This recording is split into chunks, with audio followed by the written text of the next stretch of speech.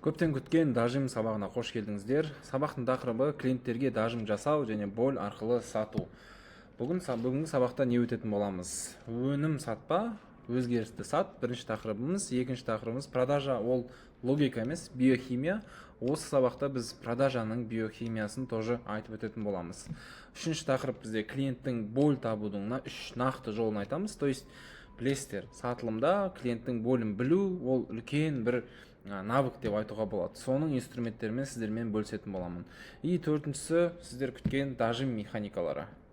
Так, қараңыздар. Точка А емес, точка Б сатып үйрену керек. Негізі адамдарға қысқаша айтатын болсам, біз сату механикаларын пайдаланған кезде, клиенттермен сөйлескен кезде адамдарға продукт емес, сіз оларға переход сатуларыңыз керек. Мысалы, А нүктесінде клиент, ода определенный ойлар бар, и ең бастысы ойында бір боль бар. Соны уайымдап отырады. Екінші мақсат осы жерде біз Б нүктесіне өткізуіміз керек. То есть ол қалай? Оның ойында Б нүктесі ол сол больмен арылып, сол больға шешім табу. То есть осы жерде біз не істеуіміз керек? Б нүктесі клиенттің ойында шешім табу, спокойствие, безопасность және табыстың артуын қалайды. Енді қазір пример ретінде айтылып тұр, оны тоже разбор жасайтын боламыз. Мысалы, адамдар товарды немесе консультация немесе машинаны сатып алмайды. Олар өз өмірін өзгертетін трансформацияға прямой переход сатып алады. То есть сіз эмоция арқылы сол переходқа алып баруыңыз қажет. Давайте осыны разбор жасаймыз. Мысалы, продажа ол тек логика емес, ол биохимия. Бірінші примердің өзінде клиент боль туралы айтқан сәтте қанына кортизол, то есть стресс гормоны көбейіп, сол уақытта дискомфорт сезіне бастайды. Енді оның бар мақсаты сол дискомфорттан арылу. Өзіңіз ойлаңыз, сіз клиентке өзінің болін таптыңыз, айттыңыз, ол сол моментте сәл дискомфортына сезіне бастайды. Мойындау қиын, но в любом случае клиент сәл ойлана бастайды. Енді Б точкасында клиент өз қалаған болашақты айтатын болсаңыз, то есть ол кезде керісінше дофамин, серотонин деген гормондар бөлінеді. То есть бақыттың гормоны, клиент өз елестеткен, дұрыс түсініп алыңыздар, осы жерде қалаған эмоцияға барғысы келеді. То есть бірінші момент біз больді определять етеміз, сол моментте стресс болады. Екінші, переход жасаған кезде сол клиенттің қалаған ойындағыдай, өзі елестеткендегідей, мысалы машина сатсаңыздар, сол машинаны айдап бара жатқандағыдай эмоция болады. Сол эмоцияға алып баруымыз қажет.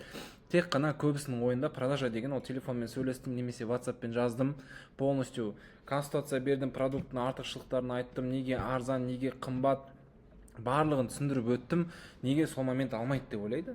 Бірақ негізі сіз оған переход жасаған жоқсыз. Сіз оған керек сұрақтарды қойған жоқсыз. Реально клиент қандай шешім қабылдау керек, осы продуктпен қандай болін жабу керек, соны түсініп алыңыз керек. Енді сатушының басты міндеті тек больдарды жазып алмай, то есть мысалы боль айтады, соны жазып тіркеп отырасыз, бірақ оны пайдаланбайсыз. Тек больдарды жазып алмай, сол больдар арқылы эмоцияны сату.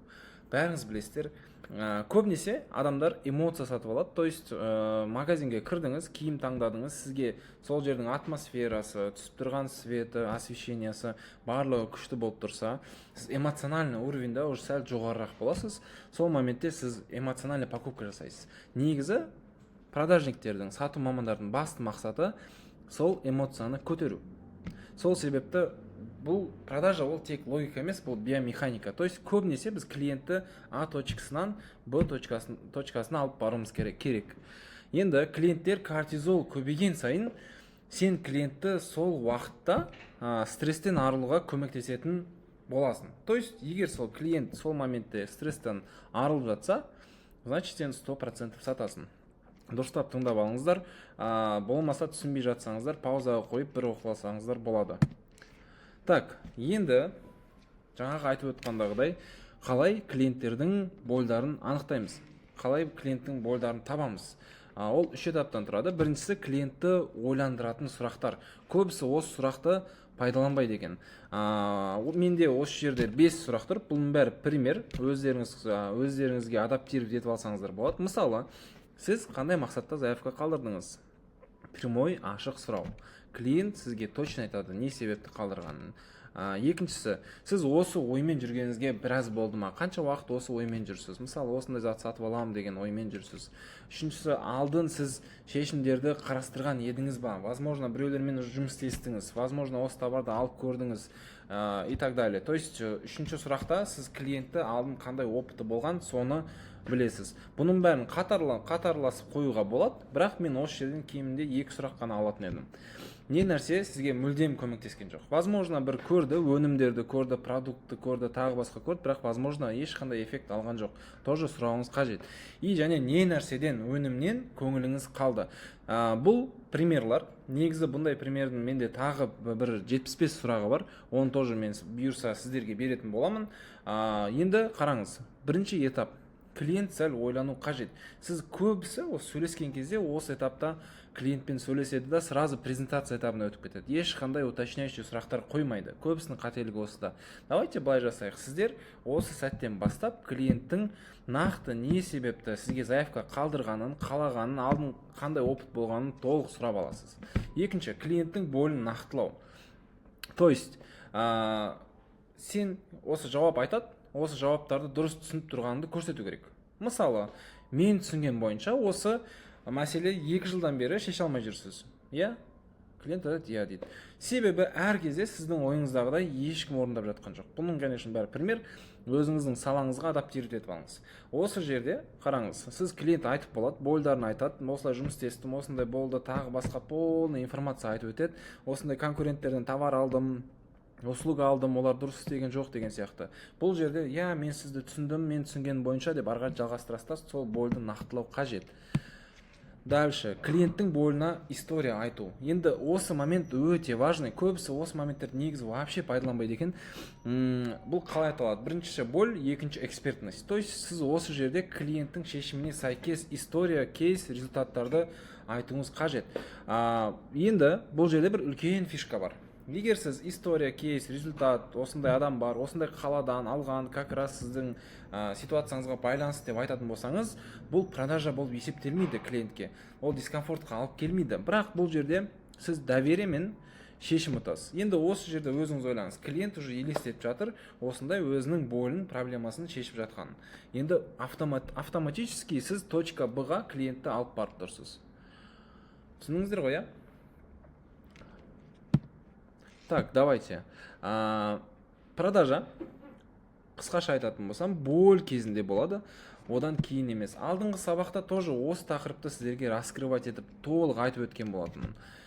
Қараңыздар, көбісі просто бірінші разговор, презентация деп айтады. Мысалы, басқа контенттерді көретін болсаңыздар, олар в основном программирование, тағы басқа этаптарды айтып өтеді да. Сіз мысалы презентация өткіздіңіз, продукты түсінді, толық консультация өтті, бірақ алған жоқ. Оған нақты негізі шешім бар. Ол нақты шешім, сіз клиенттің болын анықтаған жоқсыз. Жаңағы 3 этаппен анықтайсыз, история айтасыз, возможно, осындай пример болса, клиентпен диалог құрасыз. Енді боль анықтағаннан кейін сізде продажа этабы басталады. То есть жаңағы айтып өткен дажим, тағы басқа, олардың бәрі осы этапта басталады. Мысалы, мен сізге көрсеткендегідей продукт бойынша сізде ешқандай сомнение жоқ. Иә? Клиент айтады, иә дейді. Давайте былай келісейік. Сіз қазір шешім қабылдасаңыз, сізге индивидуальный скидка, бонус, тегін доставка деген сияқты бонустарды бере аламыз. Бонус ретінде сопровождение до точки Б, дополнительный эксперттерді қосып береміз. Егер товар болса, клиентке сәйкес келетін мини подарок, супер бонус, тегін доставка, немесе мүлдем басқа салада там тегін установка қосып бере аламыз деген сияқты моменттерді айтасыздар. И осы жерде бүгін тегін жеткізіп бере аламыз деген сияқты бір құндылықты қосуыңыз қажет. Енді осының бәрін айтып болдыңыз, сіз клиент болын айтты, сіз ол больді нақтыладыңыз, нақтылағаннан кейін сіз не істеуіңіз қажет. Көбісі осы этапта прямой открытый сұрақ қоймайды. Заявка толтыра берейін ба? Немесе бүгін кешке сағат 8-де доставка жасасақ ыңғайлы ма? Прямой уже продажаға келістік, бірақ бұл жерде клиентпен біз диалог болғаннан кейін бұл открыто продажа ретінде қабылданбайды. Клиент өзінің естігісі келген информацияны қабылдап тұр. Бүгін кешке сағат 8-де доставка жасасақ ыңғайлы ма? немесе сізде оплата қалай болады? Карта, наличный, Каспий, тағы бір варианттың бірі, қазір сізге счетный оплата жіберемін, Каспий осы нөмірде ма деген сияқты уточняющий, закрепляющий сұрақтарды қою қажет. Сіз алдыңғы үшінші этаптағыдай полностью клиенттің болына сәйкес историяны айттыңыз, онда история сізде 100% бар, бұны ойдан шығарудың қажеті жоқ. Именно осындай ситуация бізде болған, осындай клиент басқа осындай қаладан бізге хабарласқан еді, ода осыған ұқсас ситуация болды, оның шешімін басында ол да бізге сенген жоқ, бірақ жұмыс істескеннен кейін осындай результаттарға жетті деген сияқты шешіммен экспертиза айтып, сіздер эксперт екенін көрсетіп, айтқаннан кейін прямой продажаға көшесіздер. Енді көбісі айтып атқан дажим механикаларына one time offerде кіреді. Сіз толық айттыңыз, егер сол жерде клиент қабылдамайтын болса, шешім қабылдамай, егер қашып жатса, одан негізі нақты бір екі причина бар. Біріншісі ол ақшалай, то есть возможно сол моментте сіз клиентте ақша жоқ. Оның ашық айта алмайды негізі көп клиенттер. Қымбат, ойланайын деп қоя салады. Соны нақтылау керек. Егер прямой сұрақ қоюға да болады негізі. Сізде мүмкін қаражат жағынан жетпей тұрма деп сұрауға да болады негізі кейбір случайларда. Егер ақшада вопрос емес деп айтатын болса, возможно құндылықта. Алдыңғы айтқандағыдай құндылық дополнительно көрсету керек. Егер құндылықта проблема болмаса, осы жерде үшінші офер кіреді. Ол қандай? Ол one time offer деп аталады. Бұл определенный срокқа арналған офер. Өте мықты дажим механикасы. One time offerдің түрлері қандай болады? Шектеулі уақыт, тек бүгінгі тапсырыс бергендерге 20% скидка или ақшалай 10 000 теңге скидка деген сияқты этап беріледі.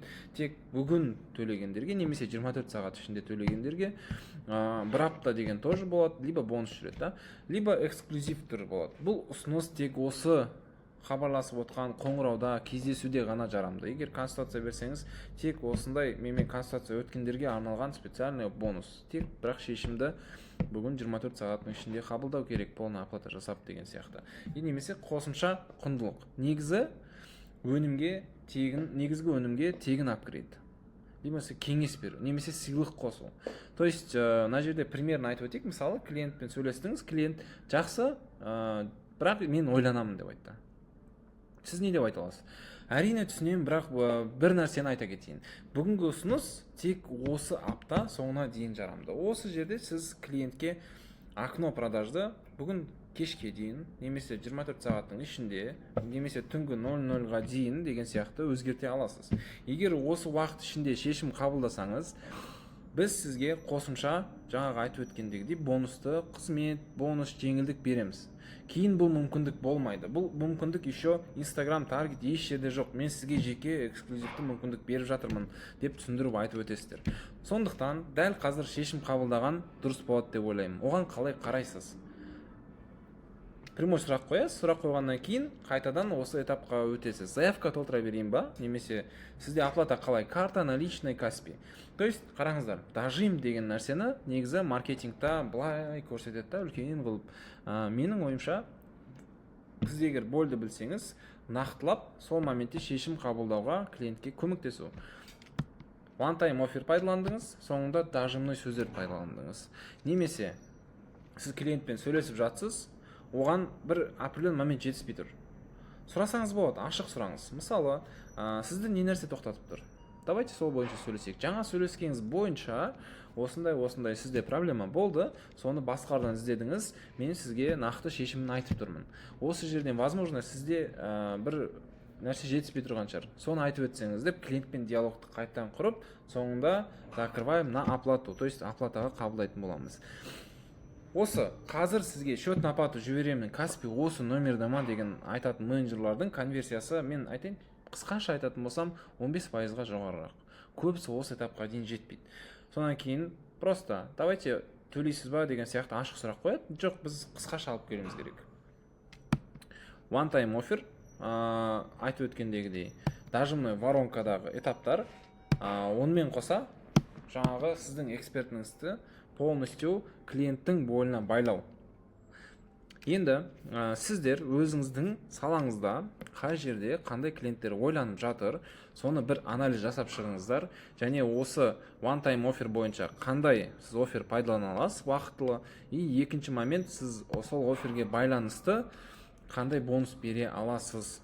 То есть осындай тегін доставка, егер мүмкін бар, возможно, егер тегін доставка жұмыс істемей жатса, тағы іздеу керек, мини подарок қосу керек, установка қосу керек, егер товар болса, егер продукт болса, дополнительно там сопровождение беру керек, и оны тестировать ету керек. То есть бұл структура 100% жұмыс жасайды, просто сіз өзіңіздің керек супер бонусыңызды таппадыңыз, екінші момент клиенттердің дұрыс бойларын анықтамадыңыз. Сол себепті бір анализ жасап, сіз алдыңғы диалогтарыңызда қандай бойлар болды, соны бір жазып, полностью структураңызды өзгертіп алыңыз.